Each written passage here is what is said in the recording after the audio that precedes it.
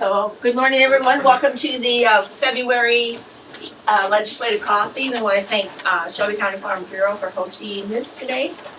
And just remember that we want to be done by 11.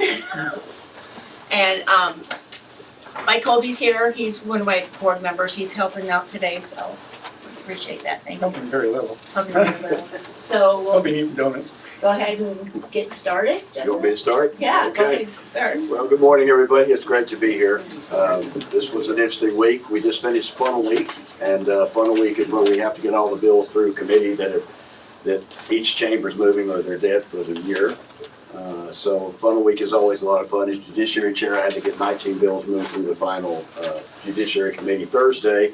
So by the time I got out of the Capitol, I was starting to hear that the traffic had grinded to a halt on Interstate 80, so I ended up staying until Friday morning to get home because it was just too nasty.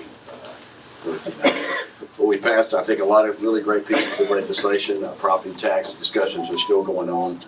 In week 4, the House passed House Study Bill 674, which is the Iowa Skilled Workforce Act. We're trying to bridge the gap between available jobs and the skilled workers we need to fill them. So it's a kind of a partnership between our businesses and our schools, community colleges. I think it's going to be great if we can get that into law. Week 5, we also passed welfare reform, House Study Bill 696, trying to protect the integrity of the system, put some kind of safety things in there to make sure the system's not being abused, but we're also increasing benefits for some of the people that really need them. One of my priorities that I'm floor managing is a caucus priority called 3 Strikes You're Out, which we're finding that we have a revolving door in Iowa. Even though we have some mandatory minimum sentences, we've got people that just began a life of crime decades ago. They just keep getting out no matter what their sentences are. They get out after short periods of time and recommit crimes similar to what we saw with Irina Zarutska, the subway in Charlotte, had her throat cut by an individual who had a rap sheet so long he should never have been out of prison. He showed very clearly he wasn't interested in rehabilitation and he murdered this young woman. We've got individuals in Iowa that should have been in prison but ended up after more than a decade of criminal activity of committing manslaughter. So we're working to create a system that when you have showed you're not willing to be rehabilitated, a system of 3 strikes regarding serious crimes, then you're going to go to jail for a minimum of 20 years. So that's what we're working on right now. We're also working on some bail bond reform, creating a judicial dashboard. You know, we all go to the polls that we have to vote on retention of judges. The number of people that have asked me, well, you know, how am I supposed to know how good a judge is doing? Well, this would actually create a judicial dashboard that would enable people to look at that and kind of get an idea of whether they want to vote to retain these judges or not.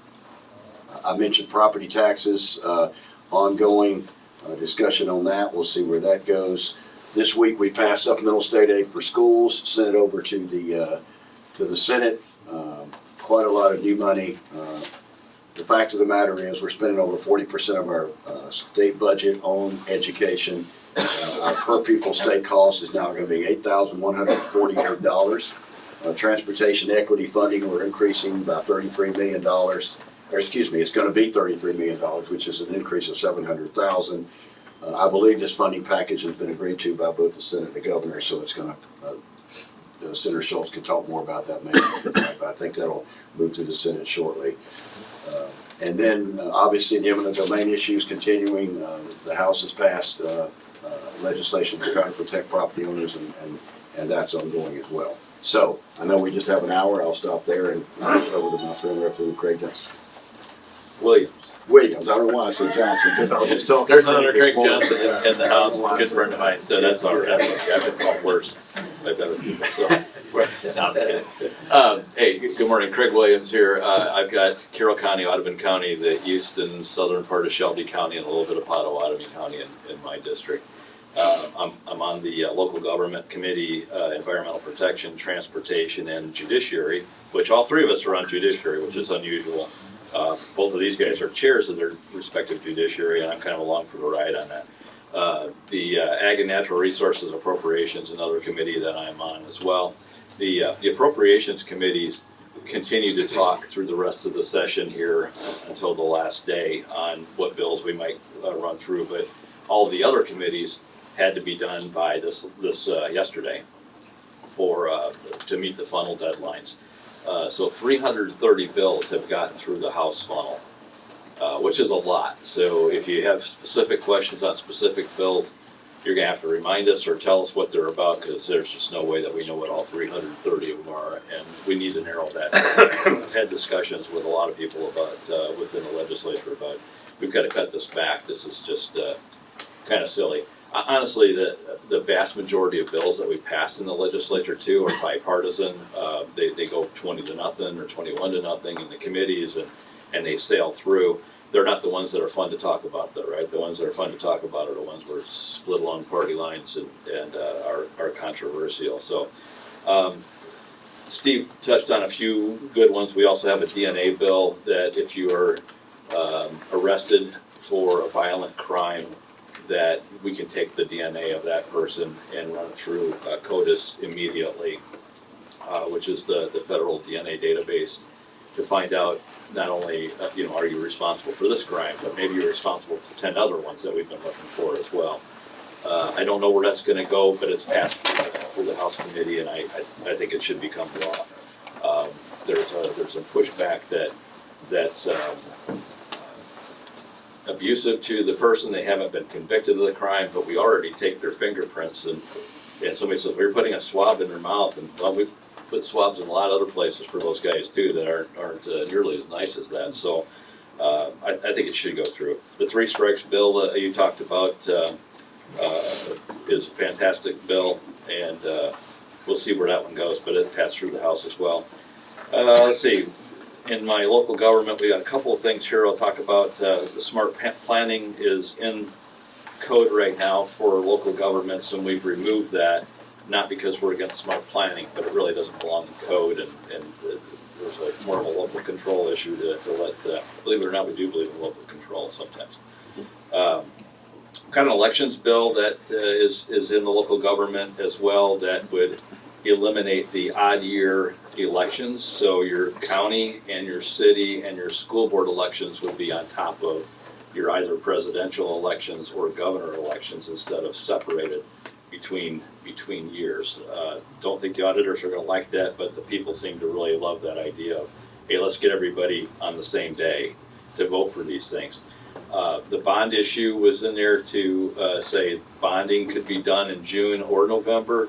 We eliminated the June one because, to face it, every bond issue would come up in June if we left that in there. So we still need to do a little bit of work on that one. Some people will be happy we passed the cloud seeding bill in the environmental protection, which prevents people from putting strange aerosols into the atmosphere to try to change the weather. It does happen, believe it or not, it does happen. North Dakota, California, a lot of other states are doing cloud seeding. And it's not dry ice. We've been doing that for 100 years. It's aluminum oxide or something else that we're putting up there. We're just putting a stop on that. We've had some seatbelt laws. That one didn't make it through. That would have required everybody in the car to wear a seatbelt.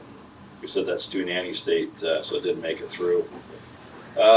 English proficiency on CDLs. We passed that one through, so you have to be able to speak English to get a CDL in the state of Iowa.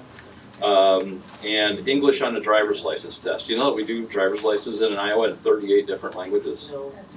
And people, I'm told that they said with their phone to try to interpret what your question is. Of course, they're getting the answers so they can get the answers and go. So we want to eliminate that as well. I think I'll stop there. You touched on a lot of them. I'll let Jason go from here. No, good morning, everybody. I'll be short too, so we can get to questions here. And I'll give you a little bit of so when I hear you guys talk about issues, I can give you what's been talked about in the Senate too. Chance for us to talk. State supplemental aid, I think will be Monday afternoon. We'll do that. So we came to that. So we're all aboard. That's all going to move right through. An issue, the DNA bill. I'd like to see it go through. Now the difficulty on it, and it was fascinating to do a little study on this. I'd like to see it go through. I can't believe it has been approved by the U.S. Supreme Court. I can't believe that the U.S. Supreme Court allowed I can see them allowing DNA collection for identification, which would essentially be an updated fingerprint, just digitized but I was shocked they allow further investigation upon arrest and not conviction. That discussion came up. I brought it to committee because I'd kind of like to send it to the floor and have a whole caucus vote. The committee pulled it. I just didn't have the votes. The winning argument to pull it, there was concern about the constitutionality and the privacy and all that, but the winning argument to pull it was actually the Department of Public Safety Crime Lab. We were in a situation not that many years ago where we had multiple years worth of rape kits on the shelf waiting to be tested, and victims waiting to have their rape kit examined, checked against known DNA, the investigation to continue. We put a bunch of money into that. We've reduced the backlog from years down to, it's almost considered current, 6 months or so. The way I understand it, and the way the argument was set, is that the DNA collection would have to go through the same system before, at least storage and processing, before it goes to the national CODIS, I think, storage. And you're talking another 7,500 at a minimum kits. And the argument was, we're gonna set the rape kits back, the DNA is not gonna be put in until, eventually the backlog will come back. I'm gonna try to find a way around that. Yeah, because DPS is for the bill, and it's their crime lab, that's interesting. So Yeah. that was the winning argument. So if you guys send it over, I get another run at it. Yeah. My understanding from the advocate going around the country Yes. is Texas, roughly 10 times our size, when they started doing this, they closed 1,000 cold cases.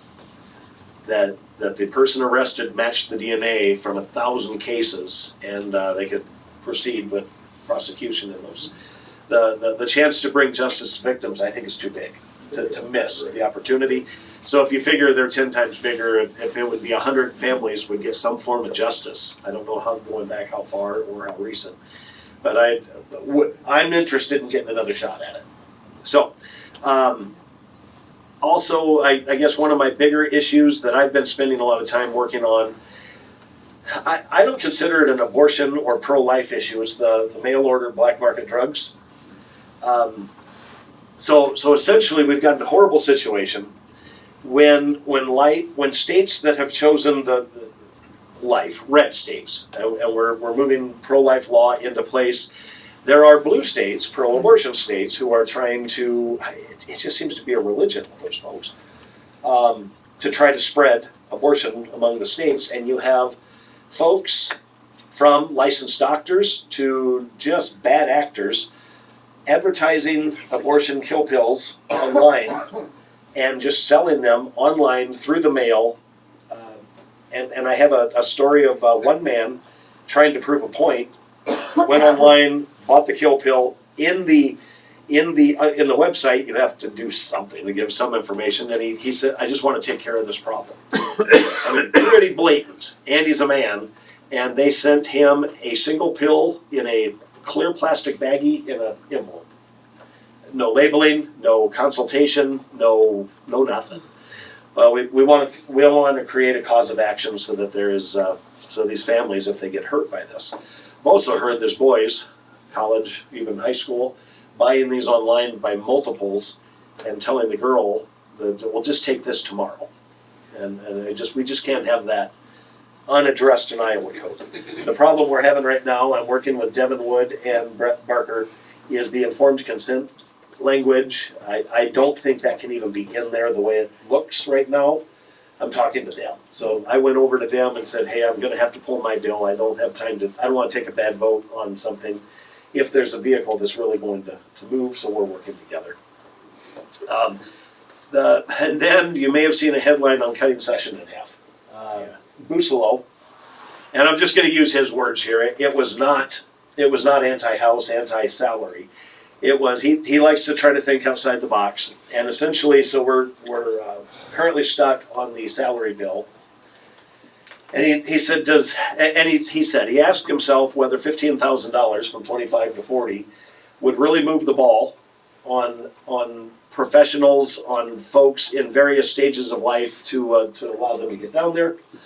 Or he said, or does it create a worry that you would actually have folks out of high school, out of college, who are just simply activists with no real, they just want to get in there and do stuff, that it would actually be a starting wage with benefits to get activists down there. And he's like, okay, Let's explain this real quick. So what he's talking about is the three of us, our salary is $25,000 a year, and it's been that way for over 20 years. yeah, And we've lost a lot of legislators because it doesn't pay enough.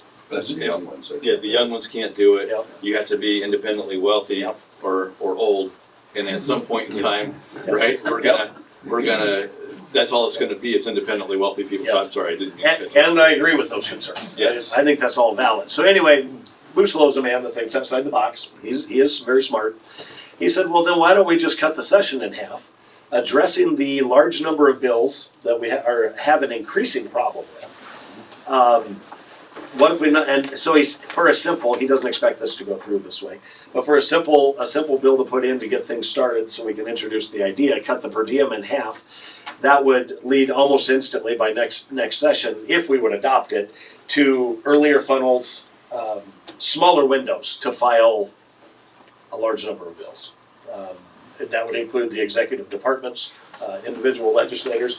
It would just force a choke point that would, like, what is the real interest of the whole state, and not personal bills, not departments just expanding power. So anyway, that's another thing there. But with that, I'm happy to go to questions. If I can say one thing about the DNA bill before we move on.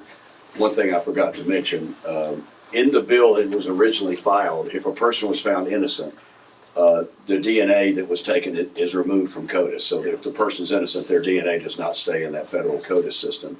What we thought is, for a privacy issue, is it shouldn't be on the individual to have that removed. So one of our amendments to the bill is, if the person is found innocent, then it is the state's responsibility to remove that DNA information from the federal database. So that, I think, addresses the privacy concerns if the person is found innocent. And like Senator Schultz said, I mean, there were 1,000 cases solved in Texas as a result of this. So clearly it's going to impact on how justice is done. And so I'm definitely supportive. I don't know, we bat around numbers that really don't have any basis, but the recidivism rate is so high that really in our society, 10% of the population are creating 90% of the problems, the crimes, especially violent. I want them DNA'd. I mean, if 10% are gonna be putting themselves in the system, I'm okay with that. Let's see what else they've done. Yeah, I'm sure you've seen this on some movies here where you've got an investigator to follow somebody for 3 weeks waiting for them to throw away a cup or something, Yeah. so you get their DNA. Yeah. That would end, right? You wouldn't need any. Okay. But, I'm still shocked the Supreme Court allowed it, but they did. all right, questions, somebody? Go ahead. Just a comment, I really respect you guys for the crap you have to put up with. It goes all the way. I was a long-time school administrator, so I spent about 4 years in the Des Moines Register on issues I had. I was 25 years with Merchu Hospital as a trustee, so we went through some rough times there too a while back. I was also the chair of the Iowa Girls Union when we switched from 6-player to 5-player basketball, so we heard a lot about that. Of course, at that time, the president was Troy Dannon, who is now the athletic director at the University of Nebraska, so he's gone on and whatever. But anyway, I really respect what you went through. I was a guest of a congressman way back, and what he went through, he taught me a lot of lessons. The two issues that I see, well, there are many issues that you are on that I do not agree with, which is fine and dandy. But one thing that you've done some talk about vaccines in schools, what the status of that is, if it is anything. And the other thing is the Republican states are sending our voter rolls to the White House or to the Republican Party, whatever it is. And I don't know if that's something that you can stop Or what if you have a position on it, maybe our voter rolls should go with all that information to the White House or the Republican Party, whatever it is, yeah. We think there's a sinister meaning for that, yeah. There's two questions I have. I'll just throw, I don't know of the rolls going to DC in any manner. And I'm also very concerned, even though I'm a President Trump fan, I'm also concerned about national ID to vote is fantastic, but our states, but our elections are state run. Yes. And I'm worried that, I am worried that this is gonna lead to a takeover of the national, and we'll end up with wide swings in whether we have tight elections or loose elections. But sending our voter rolls, I don't know that that's possible, legal, or whether it's happened, but I can ask. I mean, I can find out, but I have a hard time believing Paul Pate would do that. Do you know? I mean, have I just missed something? That's news to me. I haven't heard. I would think our governor could Now, say. Now, it could be, I've actually, there's websites, because voter rolls are generally public. They're public, yeah. It could be that there are folks, maybe from the other direction, simply downloading the voter rolls. I mean, candidates can request district voter rolls, and they are public documents. So my social security's on that roll? No, That's what they're sending. that needs to be looked into. I would agree with you. Yeah. But states, I get the problem. Red states are tightening election laws with election security, with voter ID and different mail-in ballot security signatures and ID numbers. It's coming out, excuse me, that blue states are simply allowing the folks to just run amok. In Georgia, is it Fulton County? There, I think they came out and admitted 320,000 ballots were counted that shouldn't have been. It's a disaster. I'm supposed to approve my newsletter. It actually talks about the. So I understand people saying that we need national voter ID because the blue states are allowing just the electoral college to be gamed by open, no secure elections. Boy, that's a dangerous road to go down, and it's actually, I see it as one of the final issues that indicates a country is about to fall apart, just split. When you got one side with tight elections, the other side with loose elections, and nobody trusts the elections at the national level. But your other question was on vaccines in schools, and I'll just say that, yeah, all my kids were vaccinated, I was vaccinated, we got our MMR, and we never thought twice about it, honestly, other than it hurt like crap when you got that shot in your arm in class. Mom had polio and back in the day and those kind of things. And now all of a sudden, we don't have that confidence anymore because of. Okay, yeah. So now we've got the NIH and COVID and some of the mRNA vaccines, things that people were more afraid of, and then there was a scare for quite a while that we've got mercury in some of the vaccines, and that might be causing the autism. Our autism rates have just skyrocketed. It's from something, and so people will want to blame the vaccine. I really don't know, but I think the bills that I've looked at anyway are about informed choice to make sure that that parents are aware of what's going into their kids' bodies and have a choice of yes, I want that, or no, I don't. Is that a good thing or not a bad thing? I don't know, but yeah, I am in favor of people being able to know what they're doing and having an informed. And I told people during the COVID thing, don't listen to us. I mean, we're not doctors or whatever. Go talk to your doctor about it and make a decision on your own of whether or not you want that vaccine. So I had a really interesting vaccine discussion at my last forum. So I'm not a vaccine skeptic when it comes to vaccines that have been around forever. I am a skeptic to some degree of the mRNA technology. Even the creator of that technology says it needed more study and it wasn't ready when it was put in the COVID vaccine. I think the federal government has created a lot of distrust Yes. because they've been caught in lie after lie about COVID. lie after lie. If you get the vaccine, you know, you won't get COVID. Well, that wasn't true. Well, if you get the vaccine, you won't spread it. Well, that wasn't true either. Well, if you get the vaccine, it won't be as bad. The symptoms won't be as severe if you get COVID. We don't even know if that's true because there's really no way to measure that, is there? So I think the federal government created a lot of skepticism over vaccines. So it is a difficult issue. On the one hand, I absolutely believe a person has a right to determine what is put into their body. And it's difficult for me to support the idea that the government gets to tell you what to inject into your body. Having said that, the counter argument is, well, but you're affecting me. If you don't get that shot, we don't have herd immunity. Now you can cause me to get diseases. I understand that argument. I'm not sure I buy it. But in any event, we're here today because the federal government undermined confidence and faith in the system by lying and hiding information during COVID. And so here's where we are, and that discussion is going to continue. Thank you for that. Okay. I'm a retired registered nurse, and I would like to say a couple things about vaccines too, because I'm not an anti-vaxxer. I've been called an anti-vaxxer. I got all my vaccines. My kids got all their vaccines. But I make an informed choice, like you talked about. And this is proven, there has been mercury, formaldehyde, things like that in the vaccines. And if you refuse, if you don't want to be injected with mercury and formaldehyde, you're going to be fired from your job if you refuse it. And that's really wrong. Yes. And lots of people had, the COVID, they won't even tell you what was in the COVID vaccine, but the people who got fired, lots of military people, and now they've been rehired. So you're right that the government lied to us about the effectiveness and about the dangers, and that people have a right to choose, and that's where I'm coming from.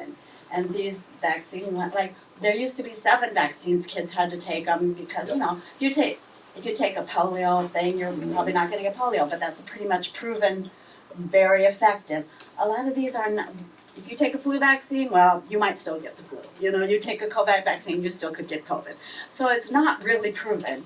And so, but yet they were forcing people to do it, and I hated that. I just hated it, and I think it's wrong and immoral, really, because people should have a choice, like you said, about, especially when I have a nephew whose son he was a perfectly normal baby until he took a vaccine, and he's been institutionalized the rest of his life since that. So this affects people deeply. Sometimes the vaccines are not safe, but they say they are. And people should have a choice about things like that. And I feel very strong. And there used to be 7 and now there's 70. Yes. I know that's a concern too. And the other thing that deeply disturbs me, and Ronald Reagan was one of my favorite presidents, but during his presidency, unfortunately, they passed the immunity from liability for the pharmaceutical companies. That's wrong. Yes. They need to remove that on the federal level. They need to be held accountable. Exactly. And that is why it went from 7 to 70, Yep. is they have no downside. Yes. In fact, most of them are paid by tax dollars at some level. They need to have the liability put back on, at least everything after the 7. Because they're developing new technologies that aren't fully tested and checked out to do the same thing that the old ones worked. So anyway, the market was removed, or at least accountability was removed, and now we see it's like, well, now we can make money without this. Yeah, but people aren't, the government, people don't trust the government, because like you during COVID, if you said, I'm not sure about this vaccine, I don't know if I want to take it or not, well, then you're a horrible person, the ones that didn't want to take it. And, yeah, you're a grandma killer, and I just think that was horrible. Anyway, sorry, that was my 2 cents. I am also a nurse and a nurse educator. I've been teaching nursing education for 26 years. And I, too, think that you need to have consent. But it needs to be an informed consent. It needs to be to have knowledge and basis in research and knowledge and basis, not just off the head. Oh, well, it's got to cause autism. Well, just because it's gone up, that's a cause and effect that may not be grounded in research. And I think we need to make sure that people who have children have that research. Agree. And again, I'll go back to their skepticism today. It's a documented fact that doctors who dared to speak out during COVID about concerns risked having their medical licenses removed, were silenced on social media. The government under Joe Biden, forced X and other social media platforms to not provide all information so that people can make informed decisions. So again, this is why we are where we are right now. And I have some counter arguments to that, but that's fine and dandy. But my fear is that too many people are depending on this crap. And there's too many parents, they can't even raise their own kids. And let alone make decisions about vaccines and stuff like that. I agree with you. That's my big concern. I understand there's a lot of people that get information that way, but I will also say this. Everybody sitting in this room, we're all free men and women. And I happen to believe that free men and women should be trusted to make their own medical decisions and not have the heavy hand of government tell you what to inject into your body. That is not, I'm sorry, I can't go there. Okay, Christine, you have a question? I have a question for all of you. For you were talking about earlier about the change in the policy where the people go prison and talk about bond, and I'm thinking about DA. Because I'm hearing other states, for example, blue state, then you go free, But I want major half of the future. We may be a red state, it might not happen now, but I want that presented for the future. And that would happen. I want to make sure that guaranteed whoever DA, Republican, Democrat, I want to make sure they follow that policy. So that's the question I have. And I do have a question for Greg. Is that you said about for DDL for driver change to English. What about the deaf people? I speak English, I write English, but I need sign language interpreter to understand. So I don't know how you do that. They're not spoken language. For sign language interpreter to speak English, but how the deaf person understand what that means. And I don't know how you address that. Okay, so your question's about the English only. Yeah, English only, but the deaf person prefer have Yes. sign interpreter. Not me, I'm not a sign interpreter, but she using English, not Spanish or other language. But I don't know if that part of the bill, spoken language. It's a really good question, but most of those tests are written tests, right? Okay, And you read the test, so you can read English and you can Okay, write okay. English, correct? And so if you I would could think do about that, video. Yes. Maybe use video or just written. I believe it's just written. Okay, Okay, Don't clarify. well, I said we have the test is in 38 languages. It's written in 38 Okay. languages now. So I did have an interesting bill the other day about sign language for deaf people while driving, and that didn't go anywhere. But I would love to hear your opinion on that because we had a lot of deaf people there saying, "Don't do this. I can't drive and watch sign language and respond at the same time. That would be a very unsafe thing." That was the bill. yeah, I can't do it either. Yes. I have to focus my eye down the road. Yes. I can't Yeah, so do it. we I did, have to stop, park somewhere, right. then do that. Yeah, we did the hands-free thing last year. I'm And- concerned about Yes, that. and the bill says, well, let's carve this out for deaf people so that they can do sign language while driving. And I don't think that's a real good idea.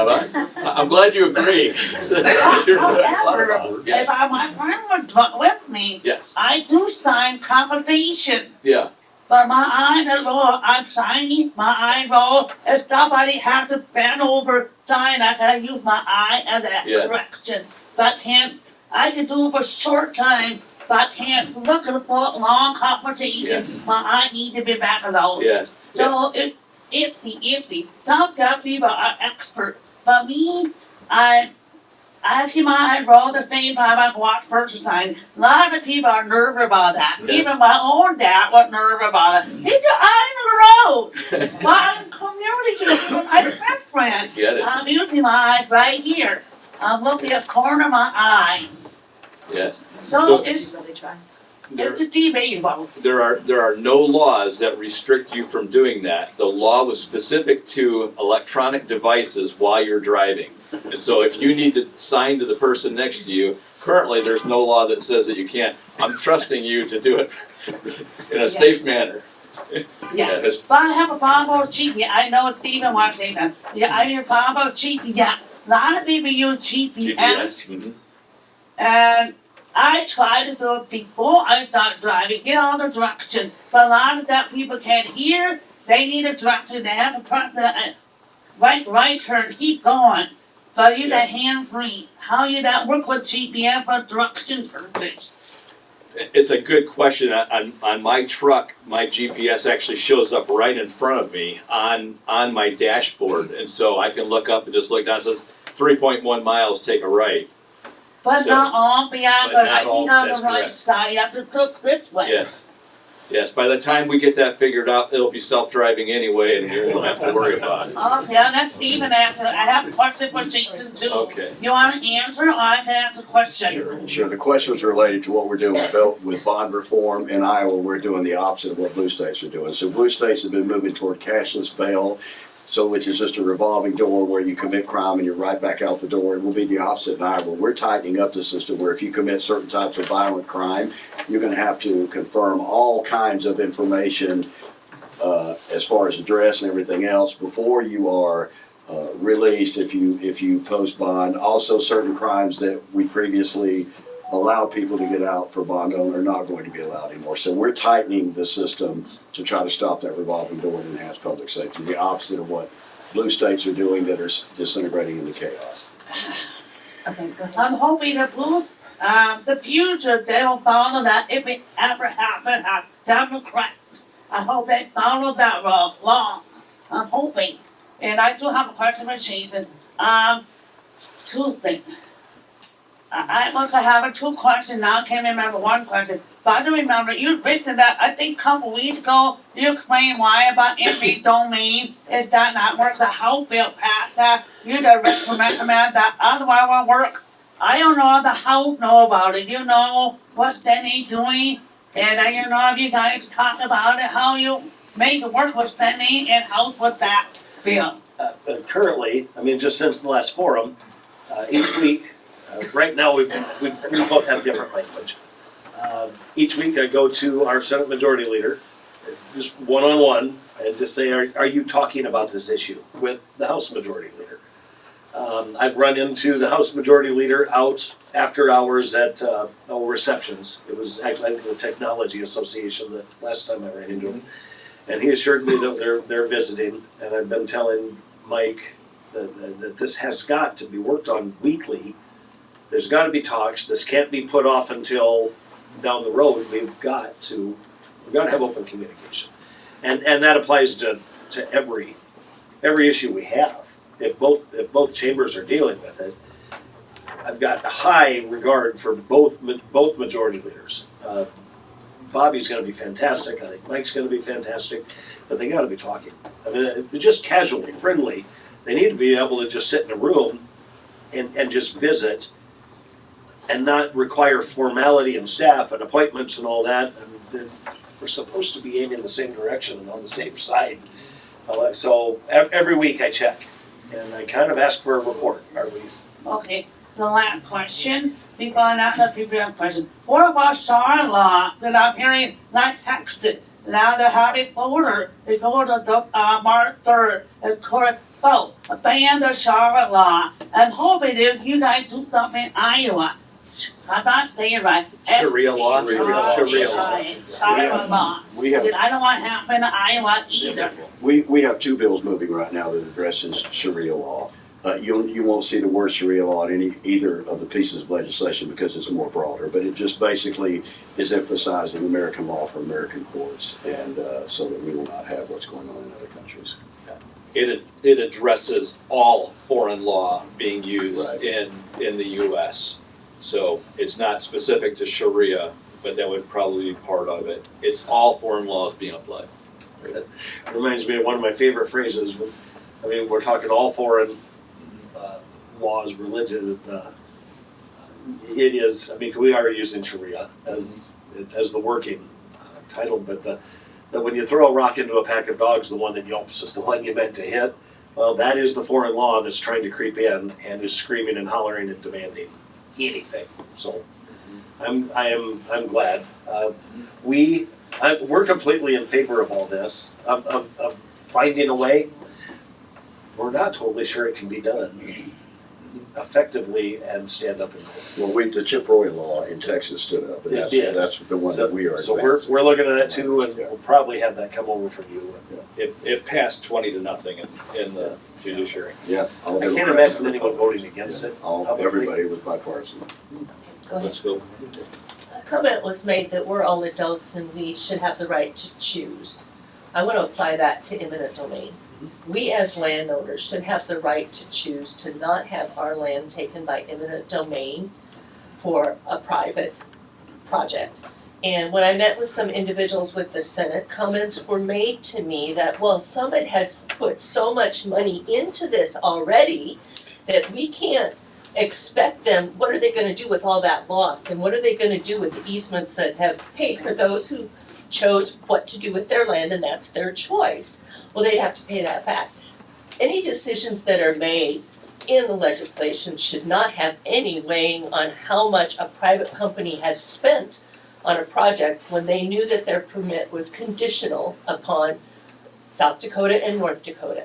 So the fact that they spent all of this money, that's their risk that they took, and that should not come into any laws. So I'm asking to please have the Senate put through a bill so that those of us who do not want eminent domain, our land taken against our will for something that's not a public use, to be able to say no, have that respected and upheld, and those who want to have the pipeline, they got to have their choice. Their choice was respected and upheld. So treat us all fair. It's not what's fair for the company, it's what's right for all of Iowans, and our property rights are at stake. I mean, you probably see from my body language, my blood pressure goes up on this issue. It angers me more than anything I've ever dealt with.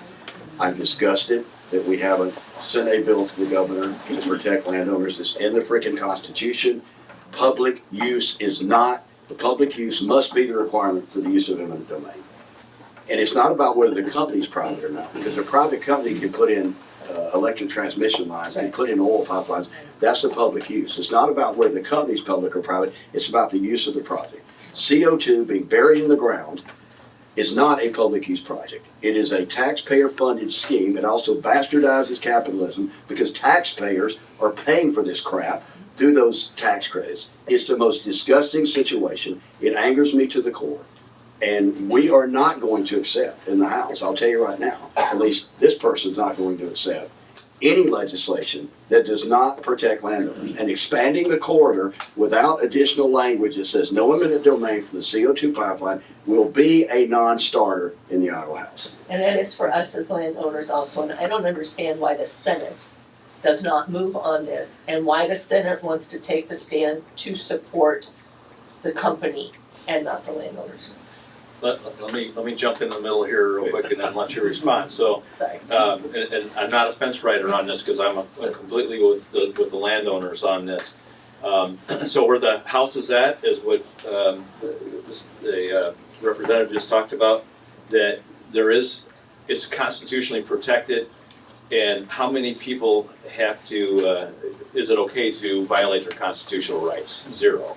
And so that's where we're at. Where the Senate is at is, hey, let's widen that corridor from 1 mile to 10 miles and say that you can't use eminent domain unless all the other things have come through, or you've tried everything else.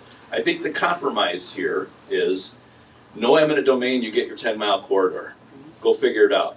And none of us, I don't think any of us really like the idea of the pipeline. We don't like the idea of the federal money going through here, but I think this is the compromise that we can all live with. Go ahead and widen your corridor. You don't get to go through anybody's property that doesn't allow you to. That's where I think we should end up today on it. But that's Craig's opinion. Now, there's another part of this that we'll get sued. We get sued all the time. That's not a big deal to me, but it's for a lot of money. But I want to go back to something that happened not that long ago, about 20 years ago, when the Lottery Commission decided it would be okay if people put gaming machines in every gas station and every restaurant and bar across the state, and they just exploded rapidly. And the legislature got back together, I think it was in 2006. These were touch play machines, I think they were called, and said, time out, you can't do that, and withdrew the law and said, you can no longer do this, get them out of our places. Well, these companies, we spent all this money because the lottery commission said we could do that. That was a branch of government. They sued, went all the way to the Supreme Court of Iowa, and they lost. Now, the state did end up shelling out, I think it was $18 million back to these gaming companies saying, well, you lost, but we're gonna try to make it right, because we had a number of people within the state of Iowa that lost big dollars on this thing. So, I suspect that this is, yeah, The state won the the court. state won the court case, and the state says very specifically, this is a highly regulated industry, that case gaming, this case pipelines, highly regulated industry. The state can do whatever the hell it wants to, and you're just gonna have to put up with it. That's pretty much what it said. So, anyway. I'm glad you brought that up, because I respect and think the world of Steve and Craig. So when they come up with a counter, I actually go back and start researching again, because I trust them and respect them. So I'll go, well, let's go back and see what they said. What I found on that one then was the state didn't win the lawsuit. And I'll just make the position, and then we can get into technicalities. The state didn't win the lawsuit, and the simple version of that is, when you're the one reimbursing the plaintiff, you didn't win the lawsuit. What they did, from the newspaper articles, from what I could find online official, what they did was come to a settlement agreement. The settlement agreement said, we're gonna pay out this much, and this happens quite often in company-to-company personal lawsuits. Part of the agreement is, okay, we'll give you your money, you'll be made whole, which the state did do.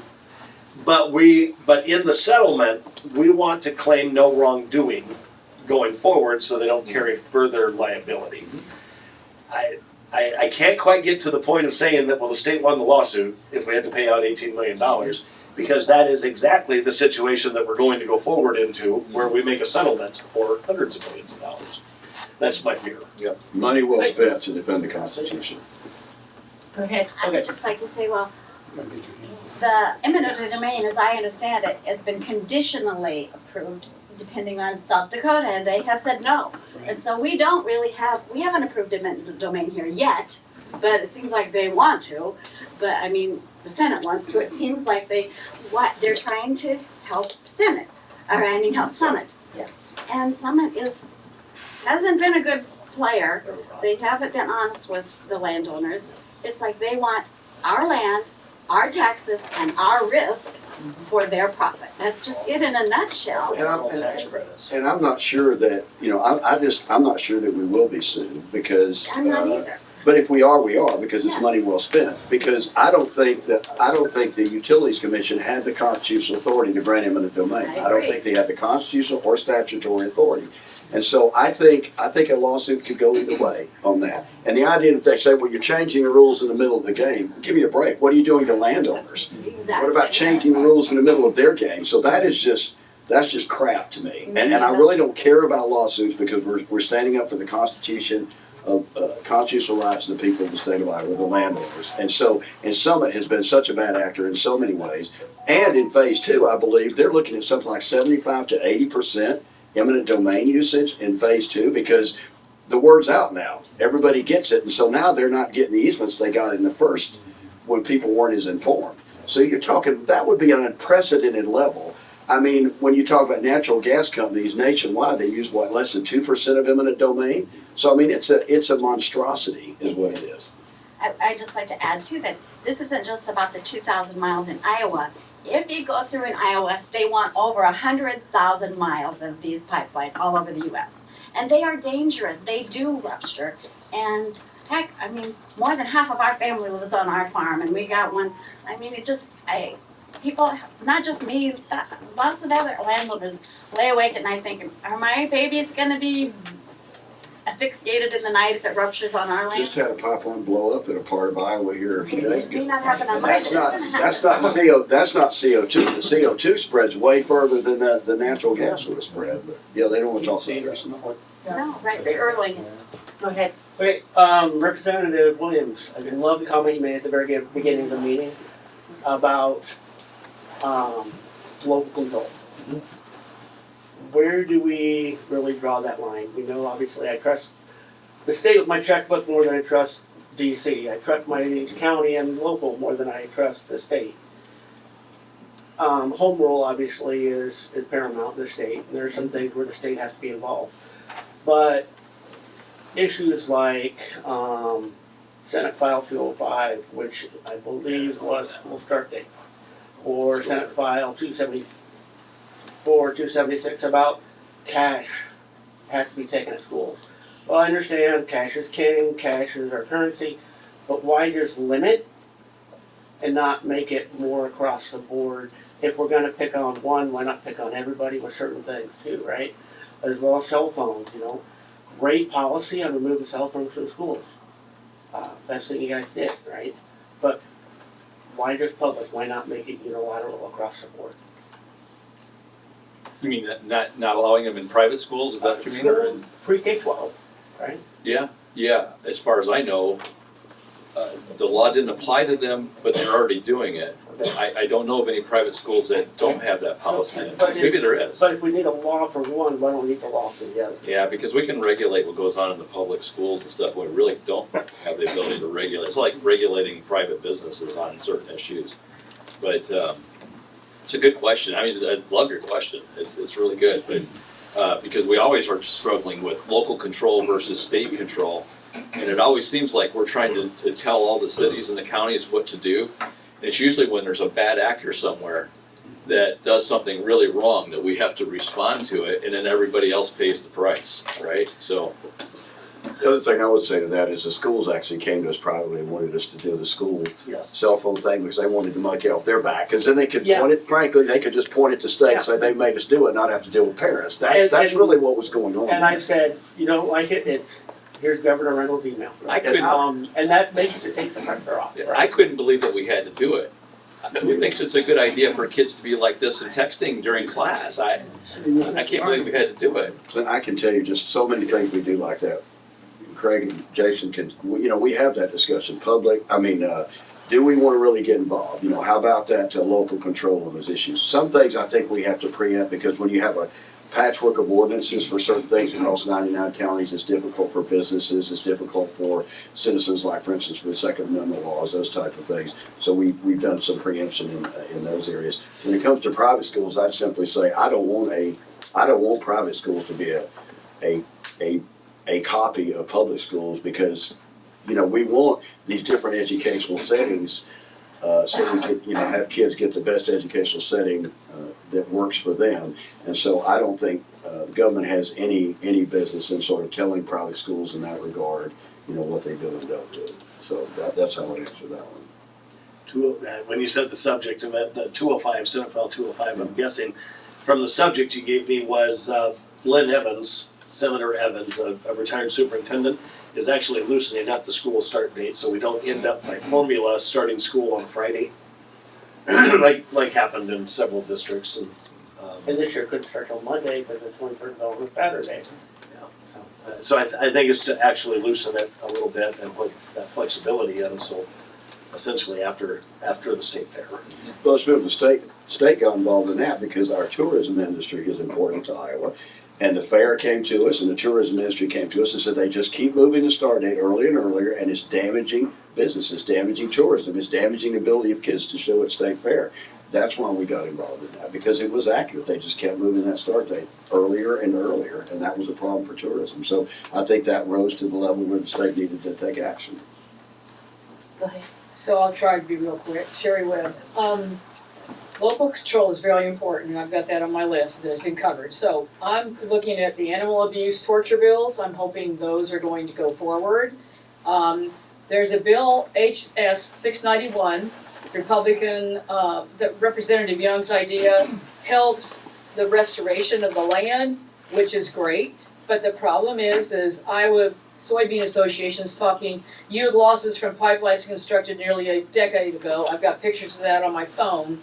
They don't seem to be too worried about Summit's pipeline, though. Iowa Soybeans is supporting the pipeline on that. Mid-America, American Petroleum Institute, Black Hills Energy, and Iowa Utility Association registered against the bill. Quite interesting that they registered against it. Iowa Corn Growers, Iowa Cattlemen's Association, Iowa Soybean Association, Iowa Farm Bureau, and surprise, surprise, Summit registered in favor of it. Summit's a limited liability corporation, by the way, so when they say they're gonna cover us if something happens, it's gonna be limited. Then let's get back to the bill, 2104 went through the House, was supported, went to the Senate, and Mike Clemish, Senator Clemish, lined out everything, added an amendment to it, so I'm not even sure if that bill exists anymore. I'm not sure his bill exists after Charlie Thompson called him on the constitutionality of it. He took could have been one page, but the format, the way the Senate or the House does it, had to be 2 pages. He took a 2-page bill and made it 13. Last year, Busolo took I think it was 8 pages and made it 30-something pages. What is wrong with a little bill that is about this long on paper and would give us the right to say no? And by the way, does South Dakota get sued because they passed the same bill? Right. They don't know, so far. I don't care. The Senate bill is not a direct one-issue bill. It's a broader, every Right. hazardous pipeline. Here's the corridor, I'll pass this around. That's what it looks like, That's why it's that 5 many miles pages. on each side. It deals with all hazardous liquid pipelines. And you weren't elected to office to not be sued. You were elected to office to stand up for the rights of Iowans. Jason, you addressed the lottery issue when the question arose, but didn't quite get to the pipeline issue. Where are you at on that? Oh, the short line is, I think the only successful way forward on the pipeline is the Iowa Supreme Court. And I've said this many times here, and I'll try to be as consistent as I can, because it's the same logic. What a whole lot of folks don't know, I've put it in a newsletter, I've explained it to forums. Iowa proactively put in Iowa code that carbon dioxide was a proactively allowed eminent domain product. I wish they hadn't. I mean, I'd give anything if they hadn't. So that allowed the product to start under Iowa law proactively.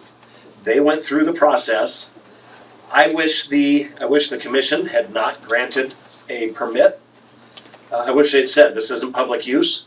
That is why the landowners have a lawsuit. That's why I've joined an intervener's lawsuit saying that was an unconstitutional use of eminent domain. It's not a public use, so I'm there.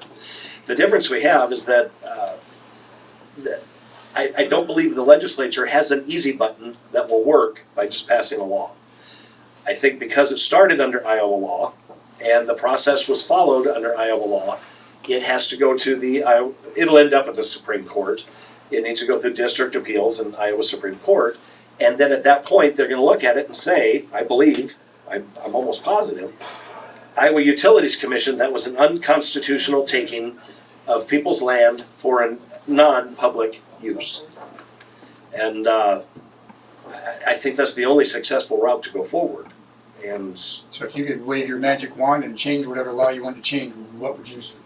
I would have removed carbon dioxide from looking backwards. So did you put something in to do that? Yeah. What's that? Did you make a bill to do that? Not retroactively, going forward, and I've been trying to do that in the Senate. But they don't have a conditional use permit. No. The conditional use permit is you can't start construction. It's not that you don't have a permit until. No, but they can't start You construction. can't start construction. That's not conditional as to IUC ability, saying that the project, they have a permit, they just can't start construction. Those are two different ways of looking at it. But if they don't get the condition, they can't put in the pipeline. Agreed, but they can, under law, proceed with the process in Iowa. Not construction, not construction. Not construction, agreed.